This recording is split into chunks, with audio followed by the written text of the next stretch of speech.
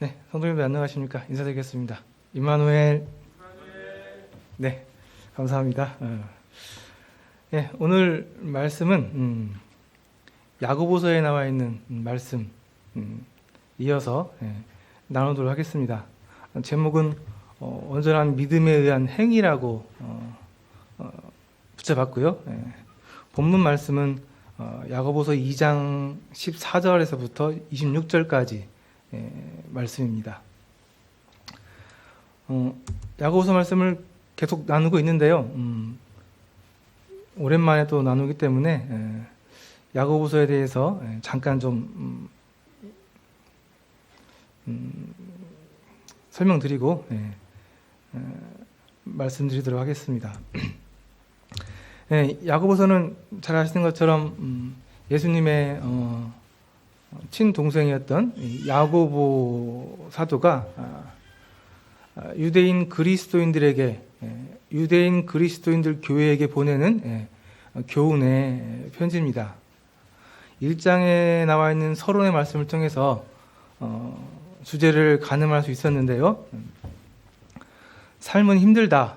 삶 가운데 고난이 있고 이런 고난이 있을 때 믿는 그리스도인들은 인내로 그 고난을 견뎌내야 되고 그렇게 하기 위해서 하나님께 지혜를 구하고 그러므로 이러한 고난을 허락하신 하나님을 완전히 신뢰하는 가운데 이 고난을 참아나가며 연단시켜 주어지고 이 연단을 통해서 믿음이 성장하는 믿음이 더 커져가는 그러한 원리들을 야고보에서 얘기하고 있습니다. 야고보서 전체 구성을 좀 보시면요. 1장에서 5장까지 총 5장으로 구성되어 있는데 1장 부분이 서론 부분입니다. 전체적인 주제들을 함축해서 서론에서 얘기하고 있고요. 2장에서 5장까지 이제 실제적으로 각 교회에서 받아야 될 구체적인 교훈들을 짧게 대략 12가지로 이렇게 얘기를 하고 있습니다.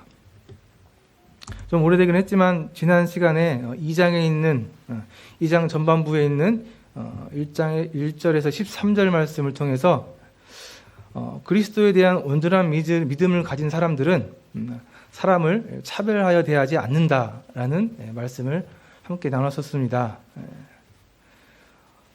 그리스도에 대한 진짜 믿음이 있는 사람들이라 한다면은 사람을 차별하지 않는다는 거죠.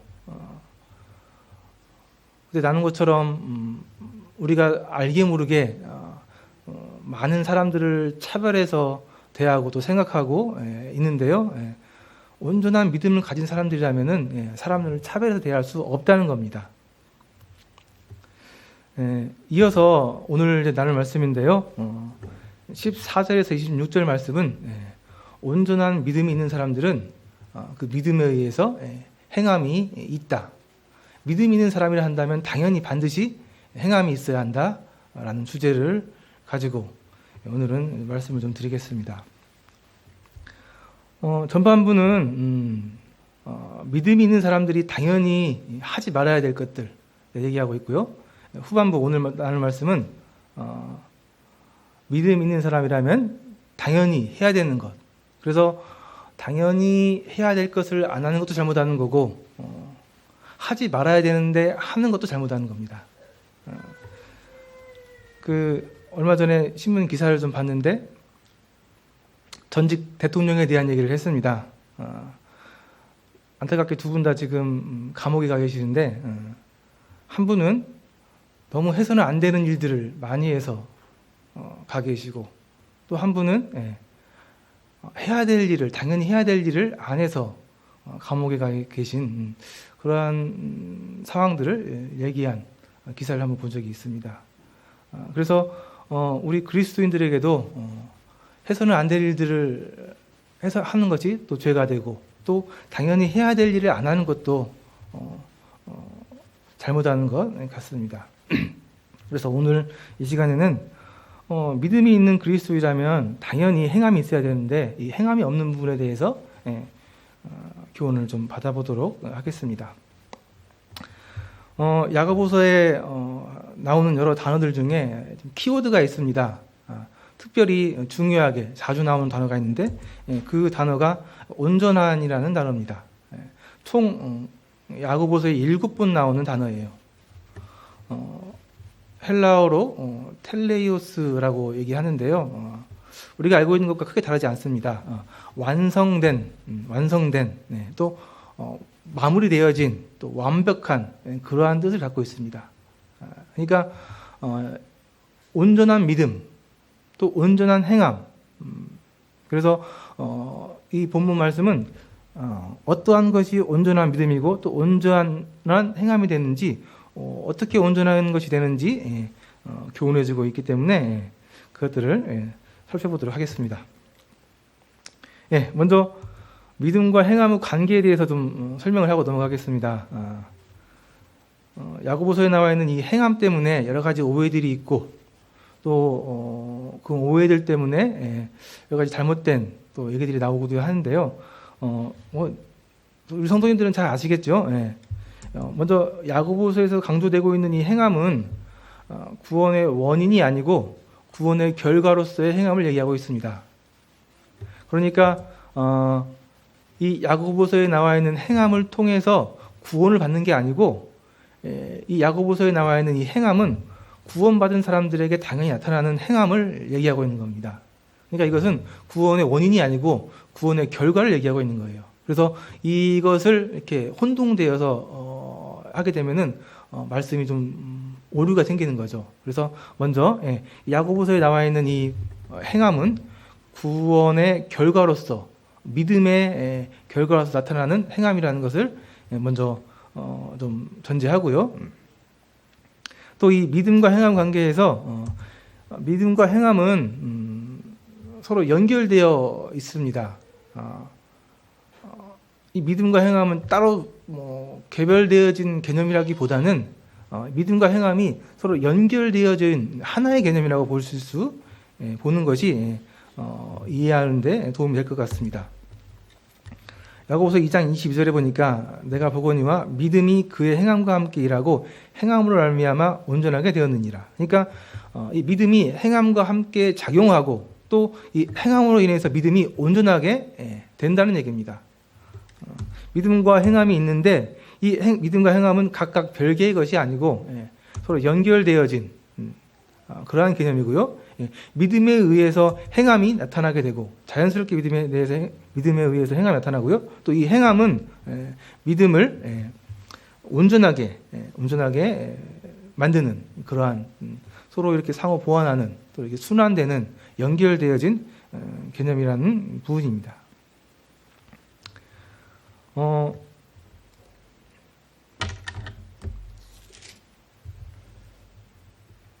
본문 말씀이 2장 14절부터 26절 말씀인데요.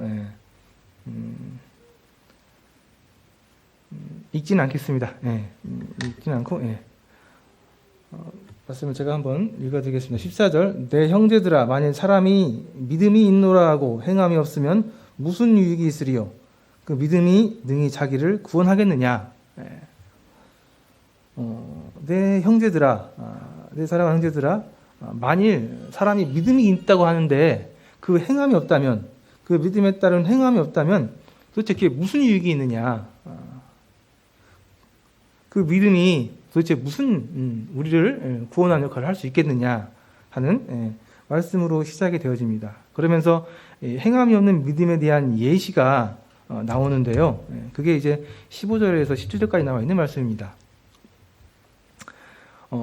예를 들어서 얘기를 하고 있는데요. 만일 형제나 자매가 헐벗고 일용할 양식이 없는데 너희 중에 누구든지 그에게 이르되 말로만 평안히 가라, 따뜻하게 해라, 배부르게 해라 하며 그 몸에 쓸 것을 주지 아니하면 무슨 유익이 있느냐, 그 말입니다. 이와 같이 이 행함이 없는 믿음은 그 자체가 죽은 믿음이다 라고 얘기를 하고 있습니다. 아주 좀 적나라한 예시입니다. 이 말로만 얘기하는 이 믿음, 춥고 배고픈데 말로만 따뜻하게 해, 배불리 먹어, 맛있는 거 사 먹어. 이거 얼마나 좀 그렇습니까? 좀 너무 얌체 같기도 하고, 근데 우리가 하는 이러한 행함이 없는 믿음이 이렇다는 겁니다. 이게 정말 얼마나 잘못하고 있는 거예요. 그래서 이러한 행함이 없는 믿음은 정말 민망한 겁니다. 그래서 이 말씀에서는 죽은 믿음이라고 표현하고 있습니다. 이게 뭐 약하거나 부족한 믿음이 아니고 아예 죽은 믿음이라고 강하게 얘기를 하고 계십니다. 다른 말씀에도 이 행함을 강조하고 있는데요. 이 야고보서의 또 특징 중에 하나가 야고보서에 나오는 이 12가지, 대략 12가지의 이런 짧은 교훈들은 예수님이 말씀하셨던 산상수훈의 말씀들과 이렇게 연결되어 있습니다. 그래서 이 행함을 강조한 예수님의 가르침이 마태복음에 나와 있습니다. 마태복음 7장 24절에서 27절 말씀에 나와 있는데요. 그러므로 누구든지 나의 이 말을 듣고 행하는 자는 그 집을 반석 위에 지은 지혜로운 사람 같으리니 비가 내리고 창수가 나고 바람이 불어 그 집에 부딪히되 무너지지 아니하나니 이는 주토를 반석 위에 놓은 까닭이요. 반대로 나의 이 말을 듣고 행하지 아니하는 자는 그 집을 모래 위에 지은 어리석은 사람 같으리니 비가 내리고 창수가 나고 바람이 불어 그 집에 부딪힘에 무너져 그 무너짐이 심하니라. 그러니까 여기서는 이 행함이 없는 믿음은 모래 위에 집을 지은 아주 쓸모없는 소용없는 그러한 행위라고 얘기를 하고 계십니다.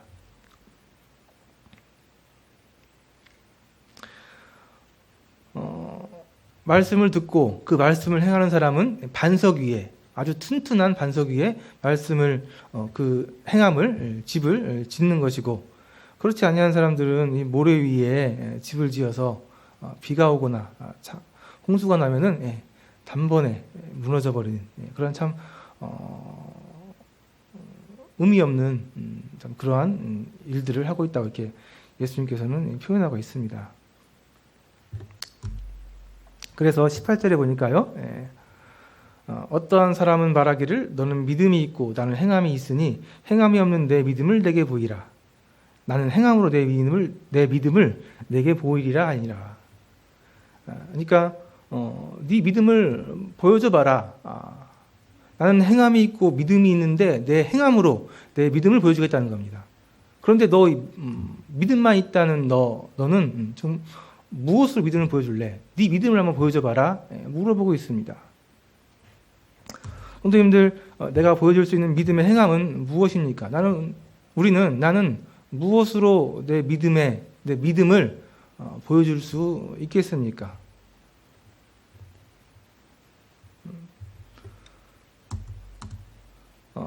때로 우리는 지식으로만 또 말로만 또 마음으로만 우리의 믿음을 얘기하는 경우들이 있습니다.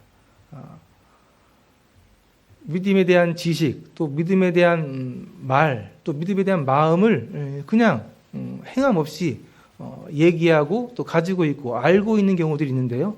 이게 잘하는 것이라고 할 수 있겠습니까? 19절에 보니까 내가 하나님은 한 분이신 줄을 믿느냐? 잘하는도다. 귀신들도 믿고 떠느니라. 이것은 약간 좀 비아냥거리는 말투인 거예요. 너희들이 말로만 지식으로만 하나님이 한 분인 걸 믿느냐? 잘한다. 근데 그것은 귀신들도 그렇게 한다. 귀신들도 그거 믿고 심지어 귀신들은 그것을 믿고 떨기까지 한다. 라고 얘기하고 있습니다. 그러니까 이런 지식적인 마음으로만 말로만 말하는 이 믿음은 이 귀신들의 믿음과 별반 다르지 않다는 그러한 말씀입니다. 그러면 우리들의 믿음에 대한 행함은 어떤 것들이 있을까요? 머릿속에 생각나는 그런 행함들이 있으니까 얼핏 생각해 보면은 주일날 교회 나오고 또 주중에 수요일 금요일 집회 참석하고 또 교회 나와서 예배당 청소하고 또 교회 학교에서 아이들 섬기고 또 11조 헌금으로 하나님 앞에 드리고 또 기도하고 말씀 보는 이러한 생활들, 이런 게 내 행함이다, 내 믿음을 보여주는 행함이다 라고 말할 수도 있겠습니다. 그런데 여기에는 좀 함정이 있습니다. 이러한 행함들에 대해서 실제로 이렇게 보여져서 드러나는 이런 행함들에 대해서 경고하는 말씀이 있습니다. 마태복음에 나와 있는 말씀인데요. 나더러 주여 주여 하는 자마다 다 천국에 들어갈 것이 아니요 다만 하늘에 계신 내 아버지의 뜻대로 행하는 자라야 들어가리라. 그날에 많은 사람이 나더러 이르되 주여 주여 우리가 주의 이름으로 선지자 노릇하며 주의 이름으로 귀신을 쫓아내며 주의 이름으로 많은 권능을 행하지 아니하였나이까 하리니 그때에 내가 그들에게 밝히 말하되 내가 너희를 도무지 알지 못하니 불법을 행하는 자들아 내게서 떠나가라 하리라. 사람들이 예수님 앞에 나와서요 우리가 주여 주여 예수님을 불렀다고 얘기합니다. 심지어 그들은 주님의 이름으로 선지자 노릇까지 했다고 합니다. 주님의 말씀을 대언하는 전하는 선지자 노릇을 했다고 그래요. 또한 그들은 주님의 이름으로 귀신을 쫓아내고 또 많은 권능을 행했다고 이야기합니다. 이들이 행한 이 행함은 누가 봐도 그들의 믿음을 보여주는 행함처럼 보입니다. 그런데 예수님의 대답은 그렇지 않았습니다. 내가 도무지 너희를 알지 못한다. 내가 정말 도대체 너희들은 누군지 모르겠다. 불법을 행하는 자들아 내게서 떠나라. 이 자들에게 얘기하신 예수님의 대답은 불법을 행하는 자들이었습니다. 내가 알지 못하는 불법을 행하는 자들이었습니다. 근데 21절에는 분명히 어떤 사람이 천국에 들어갑니까? 물어봤을 때 아버지의 뜻대로 행하는 자, 아버지의 뜻대로 행하는 자들이 천국에 들어간다고 말씀하셨고요. 근데 이러한 많은 행함을 얘기하던 자들에게는 불법을 행하는 자들이라고 얘기하고 있습니다. 그러니까 결국 이 불법을 행하는 자들은 아버지의 뜻대로 행하는 자들이 아니었다는 거죠.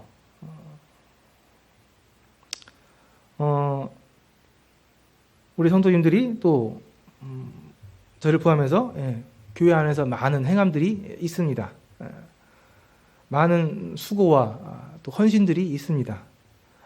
그런데 안타깝게도 이러한 많은 행함들 중에 하나님 앞에서 불법이라고 취급받을 수 있는 그러한 행함들도 있다는 겁니다. 어떤 것이 그러한 행함입니까? 이 말씀에 나온 것처럼 아버지의 뜻대로 행하지 않는 그런 행함들, 아버지의 뜻과 상관없는 그런 행함들은 하나님께서 불법을 행하는 거라고 얘기하고 계십니다. 그런데 좀 어렵죠. 도대체 어떤 것은 똑같은 헌신이고 똑같은 섬김인데 어떤 것은 하나님께서 하나님의 뜻대로 행하는 헌신이라고 얘기하고 또 어떤 것들은 불법을 행하는 헌신이라고 얘기하고 있는지 좀 애매한 것처럼 보입니다.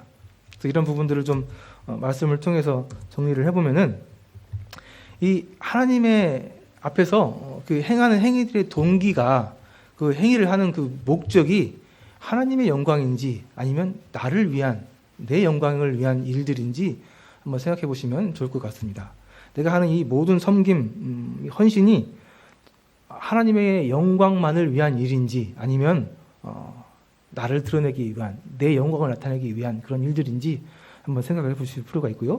이 일들이 정말 세상에서 뭔가를 드러내고 세상에서 뭔가를 이루기 위한 그러한 일들인지 아니면은 정말 온전히 하나님 나라의 일들인지 하나님을 위한 일들인지 먼저 생각해 볼 필요가 있는 것 같습니다. 그래서 우리가 하는 이 행함들이 먼저 그의 나라와 의를 구하고 그 다음에 이루어지는 일들인지 아니면은 내가 하고 싶은 일 다 하고 그 다음에 이제 주님 일을 하는 일들인지 그 우선순위도 잘 살펴보면 좋겠습니다.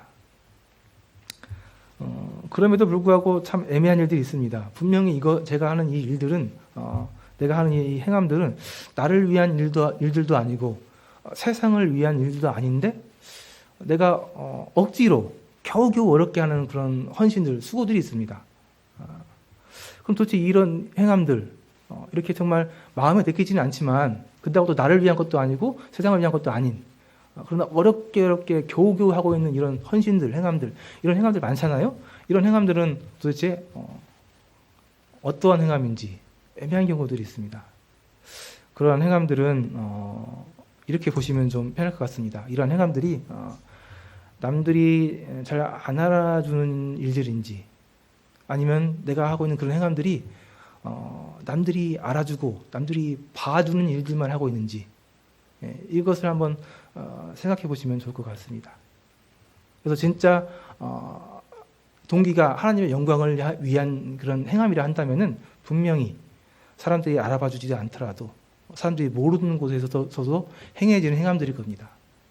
그러나 나도 모르게 그 마음 속에서 동기가 불순하다면, 하나님의 그 뜻과 관계가 없는 그런 행함들이라면은 나도 모르게 사람들 앞에서 내 행위를 드러내고 싶어하고, 또 사람들이 보는, 사람들이 인정해주는 일만 하게 되고, 또 그렇지 못한 일들은 잘 안 하려고 하는 그러한 마음들이 있을 겁니다.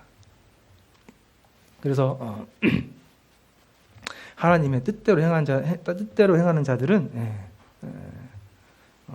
이러한 동기를 잘 살펴보게 될 때 이 일들이 하나님 앞에 합한 일인지 부정한 일인지 한번 가늠해 볼 수 있는 것 같습니다. 그래서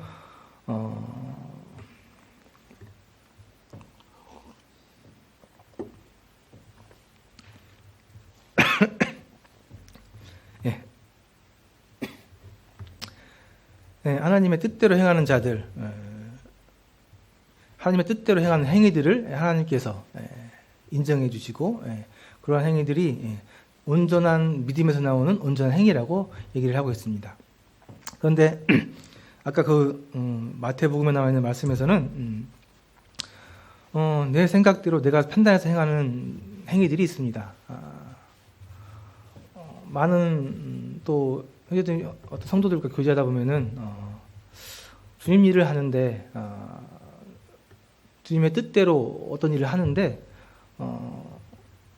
내가 생각해서 내 생각대로 내 판단에 의해서 행하는 사람들이 성도들이 가끔 있습니다. 참 안타까운 일들이죠. 대표적으로 바리새인들이 그랬습니다. 이 마태복음에서 얘기하고 있는 이제 이 사람들 중에 대부분이 이제 예수님께서 바리새인들 대상으로 얘기하는 부분들인데요. 이 바리새인들이 하는 모든 행위들은 분명히 누가 봐도 아주 뛰어난 훌륭한 행위들이었습니다. 그러나 그들의 동기, 그 행위를 하는 동기는 분명히 불순한 동기들이었어요. 하나님의 영광보다는 자기의 의를 드러내기 위한, 자기의 그 뛰어남을 남들에게 보여주기 위한 그런 불순한 동기였고요. 또 하나 그들이 하는 그 행위들은 하나님의 뜻과는 상관없이 자기들 생각하는, 자기들 생각, 또 자기들 판단에 의해서 여러 가지 하나님의 말씀들을 더 만들어서 또 더해서 또 바꿔서 하는 그러한 행위들이었습니다. 이러한 행함들은 하나님께서 온전한 행위라고 또 바른 행위라고 인정하지 않는 그러한 행위들인 것 같습니다. 하나님의 뜻 안에서, 하나님의 그 올바른 온전한 믿음 안에서 행함을 하지 않는 것도 잘못이지만 또 우리가 하는 행함들 중에 이렇게 잘못된 행위들이 있을 수 있다는 겁니다. 그래서 성도님들이 온전한 행함을 하기 위해서 내 행함을 한번 돌아보는, 살펴보는 그런 시간이 되면 좋겠습니다. 본문에서는 이제 또 이러한 온전한 믿음에 대한 행위를 설명하기 위해서 이제 이러한 정말 온전한 믿음에 의해서 온전한 행함을 행했던 사람들을 예시로 보여줍니다. 두 사람을 얘기하고 있는데요. 아브라함과 기생 라합을 얘기하고 있습니다. 이분들은 온전한 믿음에 의해 온전한 행함을 한 아주 대표적인 사람으로 이렇게 얘기를 하고 있습니다. 믿음의 조상 아브라함 잘 아시잖아요. 당연한 것 같습니다. 기생 라합, 기생 라합은 좀 애매한 것 같죠. 믿음의 사람이라고 믿음의 행함에 대해서 얘기하기 좀 애매한 것 같기도 해요. 그러나 한번 살펴보도록 하겠습니다. 먼저 하나님께서 인정하신 이 온전한 믿음에 의해서 온전한 행함을 행했던 아브라함 보도록 하겠습니다. 아브라함은 성경에서 정말 중요한 인물입니다. 가장 중요한 인물 중에 한 사람인 것 같고요. 또 가장 많은 분량의 내용이 나오는 사람 중에 한 명입니다. 근데 사실 아십니까? 이 믿음의 조상 아브라함이 처음에는 믿음이 있었다고 말하기 참 애매합니다. 이 아브라함이 처음부터 믿음이 대단한 사람이었다고 얘기하기가 참 애매해요. 아브라함은 갈대아 우르 지역의 이 죄악된 도시에서 우상을 만들던 사람이었습니다. 그 당시 이 갈대아 우르 지역은 문명이 아주 고도로 발달된, 기록에 의하면은 수세식 화장실이 있었을 정도로 아주 문명이 발달된, 또 그렇게 문명이 발달된 만큼 굉장히 타락한 그런 지역으로 이렇게 얘기되어지고 있습니다. 그런 도시에 사는, 또 그런 도시에서 이 우상을 만드는 일을 하는 그런 사람이었습니다. 참 믿음하고는 좀 굉장히 거리가 멀어 보이는 그런 사람이죠. 예. 그런데 하나님께서 이 아브라함을 선택하셨습니다. 이 아브라함을 선택해서 그 아브라함을 그 죄악된 도시에서 끌어내십니다.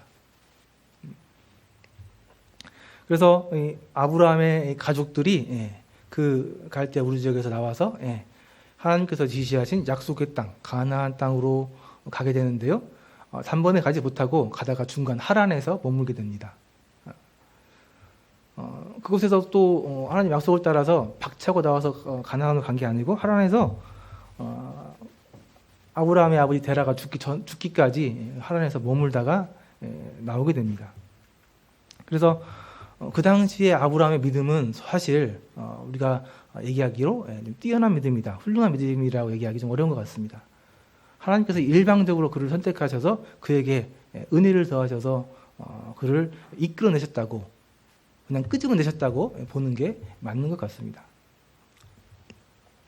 그러다 이 아브라함은 일방적인 하나님 선택을 해서 하나님의 약속, 하나님의 언약을 얻게 된 사람이 되었습니다. 그리고 하나님께서 그를 결국은 가나안 땅에 데려오시고요. 그에게 약속해 주셨습니다. 창세기 15장에 보면은 하나님께서 아브라함에게 약속을 주시는 그러한 내용이 나와 있습니다. 이후에 여호와의 말씀이 환상 중에 아브라함에게 임하여 이르시되 아브라함아 두려워하지 말라. 나는 내 방패요 내 지극히 큰 상급이니라. 아브라함이 이르되 주 여호와여 무엇을 내게 주시려 하시나이까? 나는 자식이 없사오니 나의 상속자는 이 다메섹 사람 엘리에셀이니이다. 아브라함이 또 이르되 주께서 내게 씨를 주지 아니하셨으니 내 집에서 길른 자가 내 상속자가 될 것이니이다. 여호와의 말씀이 그에게 임하여 이르시되 그 사람이 내 상속자가 아니라 내 몸에서 날 자가 내 상속자가 되리라 하시고 그를 이끌고 밖으로 나가 이르시되 하늘을 우러 무뼈를 셀 수 있나 보라. 또 그에게 이르시되 내 자손이 이와 같으리라. 아브라함이 여호와를 믿으니 여호와께서 이를 그의 의로 여기시고 라고 말씀에 나와 있습니다.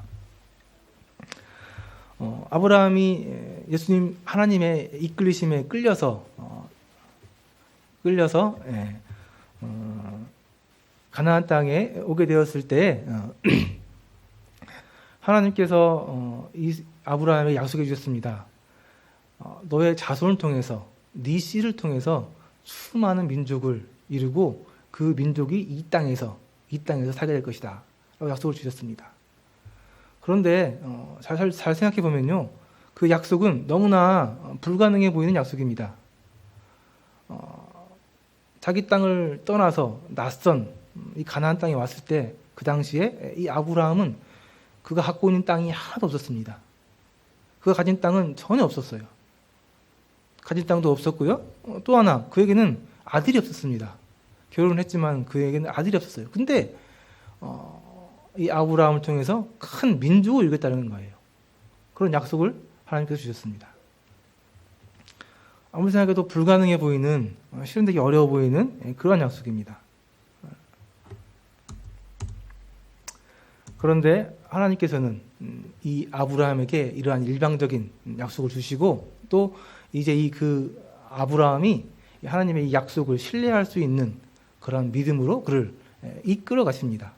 그래서 아브라함은 그 이후의 행적을 보게 되면은 많은 실수, 또 많은 실패를 경험하게 됩니다. 근데 그러한 실패와 실수를 통해서 이 아브라함은 이 하나님의 약속을 믿을 수 있게 되는 그러한 믿음을, 하나님에 대한 신뢰를 갖게 됩니다. 인간적으로 이 아브라함이 했던 이 실패들, 실수들, 그것은 좀 제가 생각해도 좀 심합니다.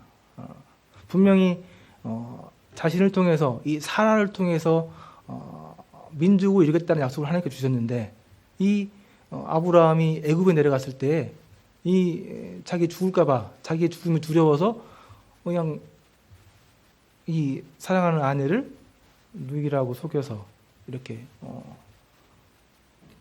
버려버리는 이러한 참 안 좋은 나쁜 그런 실수를 하게 되죠. 하나님께서 이러한 믿음이 없는 또 낯선 곳에 두려움 가운데 있는 이 아브라함에게 얼마나 측은하셨으면은 밤중에 나타나셔가지고 약속을 해주시면서 그를 조용히 밤하늘이 보이는 수많은 별들이 떠 있는 이 별들이 떠 있는 장소로 가셔서 그 별들을 보여주면서 아브라함아, 네가 지금은 두렵고 잘 믿어지지 않겠지만 저 수많은 별들을 봐라. 이 별들처럼 네 자손이 정말 이렇게 많아질 것이다.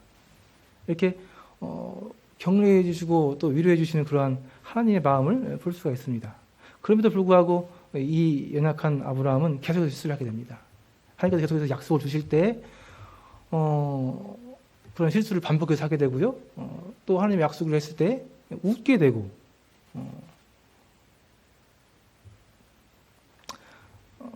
또 분명히 사라를 통해서 아들을 주겠다고 했는데 그걸 믿지 못하고 여종인 하갈을 통해서 자손을 이으려고 하는 그런 연약한 모습 가운데 있었습니다. 그러나 믿음이 있는 사람은 하나님께서 내버려두지 않으시고 어떻게 해서든 그 실패와 실수를 통해서도 그냥 하나님께서 이끌어 가셔서 그를 약속으로 이끌어 간다는 것이죠. 그래서 결국은 뭐 긴 시간이 흘렀습니다. 약 40여 년의 시간이 흘렀는데 이 아브라함은 이제 하나님의 약속을 온전히 신뢰할 수 있는 그러한 행함을 하게 되는데요. 그것이 바로 이제 창세기 22장에 나와 있는 이삭을 제물로 하나님 앞에 드린 사건입니다.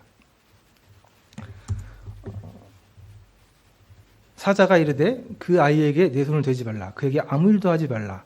내가 내 아들 내 독자까지도 내게 아끼지 아니하였으니 내가 이제야 내가 하나님을 경외한 줄을 아노라. 수많은 시간 동안 하나님의 이끌림에 끌려서 많은 실패와 또 이런 어려움들을 겪으면서 이제 아브라함의 믿음이 드디어 이제 하나님을 온전히 신뢰하는 자신의 가장 귀한 아들까지 내어줄 수 있는 기꺼이 내어줄 수 있는 그런 믿음에까지 이르렀습니다. 하나님께서 이러한 아브라함의 행위에 대해서 이제야 내가 하나님을 나를 경외하는 줄을 내가 이제 알겠다라고 인정해 주십니다. 그래서 이제 이 아브라함은 말씀에 나온 것처럼 믿음의 조상 아브라함이 됩니다.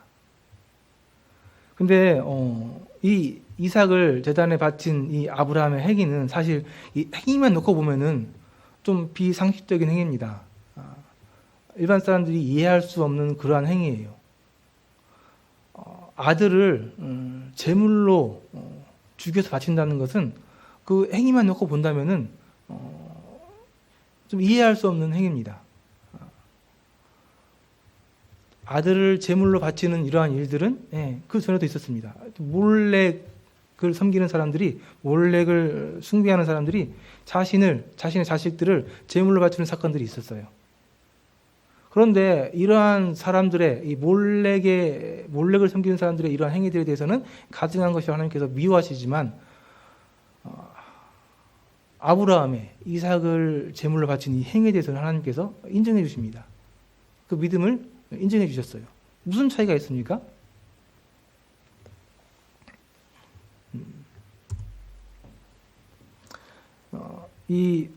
말씀해 보니까 아브라함은 시험을 받을 때 믿음으로 이삭을 드렸으니 그는 약속들을 받은 자손에 그 외아들을 드렸느니라. 그에게 이미 말씀하시기를 내 자손이라 칭할 자는 이삭으로 말미암았으리라 했으니 그가 하나님이 능히 이삭을 죽은 자 가운데에서 살리실 줄로 생각한지라. 히브리서에 나와 있는 말씀인데요. 아브라함이 이삭을 제물로 바친 이 사건에 대해서 설명해 주고 계십니다. 아브라함이 어떻게 이삭을 제물로 바칠 수 있었는지 설명하고 있는데요. 그것은 19절에 나와 있는 것처럼 하나님께서 능히 이삭을 죽은 자 가운데 다시 살리실 줄로 생각한지라 믿었다는 거죠. 상식적인 일로 분명히 이삭을 통해서 많은 민족을 이루겠다는 하나님의 말씀에 비춰봤을 때 이삭을 죽이라는 이 하나님의 명령은 너무나 반대됩니다. 너무나 상식적으로 이해가 안 되고 이게 하나님의 말씀이 맞나 싶을 정도로 좀 잘못된 이해가 안 되는 행위였습니다. 근데 이 아브라함은 주저함없이 하나님의 말씀에 순종할 수 있었는데 그 원인은 말씀에서 아브라함이 하나님을 온전히 100% 전적으로 신뢰했다는 겁니다. 하나님이 얼마나 능력이 많으시고 또 얼마나 믿을 만한 분이신지 경험을 통해서 그 수많은 시간 동안 그 사건들을 통해서 경험한 아브라함은 비록 이삭을 죽이라고 했지만 하나님의 약속이 이삭을 통해서 민족을 이루겠다고 하셨기 때문에 어떻게 해서든 이 죽음을 극복해서라도 하나님께서 그 약속을 이루실 것이라고 확실하게 완벽하게 100% 믿었다는 겁니다. 그렇지 않고는 이런 일들을 담대하게 행하기 어렵다는 겁니다. 히브리서 말씀에서 분명히 그 부분에서 얘기를 하고 계십니다.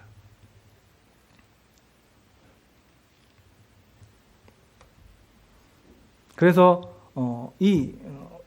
하나님을 온전히 믿는 믿음 안에서 드려지는 이 온전한 행위들은 결국은 하나님을 온전히 믿을 때, 하나님을 온전히 신뢰하게 될 때, 하나님을 100% 믿을 때에 온전한 이러한 행함들이 나올 수 있는 것을 보게 됩니다. 아브라함뿐만 아닙니다. 기생 라합도 마찬가지입니다. 여리고 속에 살았던 이 기생 라합은 예수님의 족보에 들어간 이방인 여자였습니다. 이 예수님의 이 족보에 들어갈 수 있는 여자, 그것도 이방인 여자, 대단한 이 특권입니다. 그리고 이 기생 라합의 행위를 하나님께서 의롭다고 말씀해 주십니다. 그런데 잘 아시는 것처럼 이 기생 라합의 행위는 자신의 나라를 침략하려는 스파이들을 숨겨준 반역의 행위였습니다. 우리가 일반적인 상식적으로 생각하는 그런 행위에서 보면은 이거는 반역이에요, 반역. 어떻게 자기가 태어나고 자란 이 나라를 배신하는 이런 반역을 하나님께서는 옳다고 의롭다고 인정해 주시는가? 더군다나 다른 사람들은 다 죽어도 자기 가족들만은 살려달라는 이런 어떻게 보면 굉장히 이기적인 이러한 이런 행위를 하나님께서 의롭다고 얘기해 주십니다. 좀 이해가 되지 않죠? 상식적으로. 하나님을 모르는 사람들은 이것에 대해서 아마 분명히 반론을 얘기할 것 같습니다. 그러면 왜 하나님께서 이 기생 라합의 이러한 행위들을 의롭다고 얘기해 주셨습니까? 여호수아 2장 말씀에 보면은 이 라합에 대한 얘기가 나오는데요. 8절에 그들이 눕기 전에 라합이 지붕에 올라가서 그들에게 이르되 말하되 여호와께서 이 땅을 너희에게 주신 것을 내가 아노라. 우리가 너희를 심히 두려워하고 이 땅 주민들이 다 너희 앞에서 간담이 녹나니 이는 너희가 애굽에서 나올 때에 여호와께서 너희 앞에서 홍해를 물을 마르게 하신 일과 너희가 요단 저쪽에 있는 아모리 사람의 두 왕 시온과 옥에게 행한 일 곧 그들을 전멸시킨 일을 우리가 들었음이니라. 우리가 듣자 곧 마음이 녹았고 너희로 말미암아 사람이 정신이 일어나니 너희의 하나님 여호와는 위로는 하늘에서도 아래로는 땅에서도 하나님이시니라. 기생 라합의 고백입니다. 너희의 하나님 여호와는 온 천지의 하나님이시다. 기생 라합의 믿음이에요. 고백입니다. 내가 너희 하나님에 대한 소문을 들었는데 내가 그 하나님 말씀을 들어보니까 너희 하나님 여호와는 온 천지의 하나님이시다. 온 천지의 하나님이시다. 진짜 하나님이시다. 라는 라합의 믿음입니다. 그리고 그 하나님께서 말씀하신 대로 여호와께서 이 땅을 너희에게 주신 것을 내가 믿는다. 그러한 온 천지의 하나님이신 이 여호와 하나님께서 이 여리고 땅, 이 땅을 너희들에게 준 것을 내가 믿는다. 그렇기 때문에 나는 하나님의 말씀에 따라서 이 너희들에게 이러한 어떻게 보면 참 반역적인 일들을 믿음으로 행한다라는 겁니다.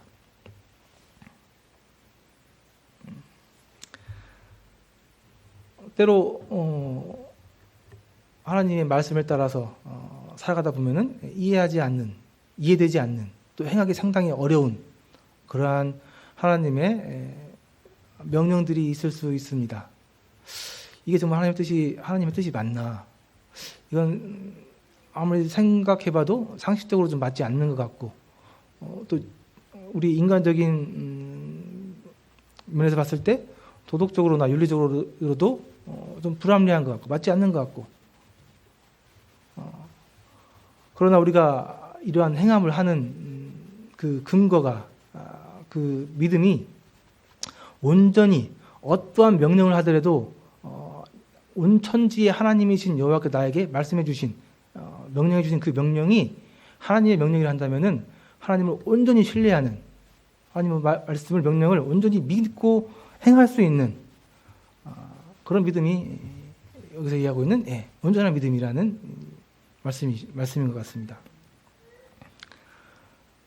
분명히 하나님의 약속과 반대되는 그런 하나님의 명령이었지만은, 그러한 명령이라 할지라도 내가 하나님을 온전히 신뢰한다면, 하나님을 온전히 100% 믿는다면은 그런 일들의, 그러한 믿음의 근거에서 그러한 하기 어려운 그런 행함들을 저희가 할 수 있다는 이야기입니다. 그래서 이 아브라함과 라합을 통해서 온전한 믿음에 의한 온전한 행위가 어떤 것들인지 설명을 해주고 있는 것 같습니다.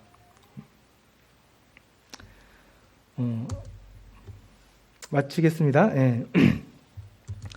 말씀에 나와 있는 것처럼 온전한 믿음은 반드시 행함을 가져옵니다. 그리고 이러한 온전한 행함은 하나님을 완전히 100% 신뢰하는 믿음에서 나옵니다. 그리고 이런 온전한 믿음에서 나온 행위는 하나님의 영광을 위한 행위이고, 또 우리를 고난 가운데 인내하게 하는 행함이고, 또 모든 일을 하나님의 뜻대로 순종하게 하는 행함으로 나타납니다. 야고보서에서 얘기하고 있는 온전한 믿음에 의한 온전한 믿음의 행위들이 이러한 행위들입니다. 너무나 어렵고 불합리한 상황에서도 우리를 인내하게 하고, 또 순종하기 어려운 그런 일들을 순종하게 하는, 하나님을 신뢰함으로 순종하게 하는 일들을 가능하게 하는 것이 하나님을 신뢰하는 온전한 믿음에서 나오는 행위들입니다. 그래서 우리들은 어려운 상황에서, 정말 어려운 상황에서 모든 사람들에게 후히 주시는, 하늘로부터 하나님께서 주시는 지혜를 구하는 삶을 사셔야겠습니다. 오늘날 이 말세일 때 하나님의 뜻대로, 하나님의 말씀대로 살아가려고 하는 이 그리스도인들을 세상 사람들은 계속해서 비난하고 핍박하고 아마 욕할 겁니다. 그러나 우리가 세상의 그런 기준을 따라서 행할 수 있겠습니까? 우리는 하나님을 온전히 신뢰하는 그 믿음 가운데서 하나님의 말씀에 따라서 인내하고 순종해야 하겠습니다. 그게 하나님께서 우리를 의롭다고 인정해 주시는 그런 믿음의 행위들입니다. 갈수록 하나님의 뜻대로, 하나님의 말씀대로 살아가기 어려워지는 이러한 환경 가운데 하나님께 더 구하시고, 또 하나님의 주시는 그러한 은혜 가운데 하나님의 뜻대로 믿음을 행하면서 살아가시는 성도님들이 되시기를 기도하겠습니다. 그럼 이상으로 말씀을 마치도록 하겠습니다. 감사합니다.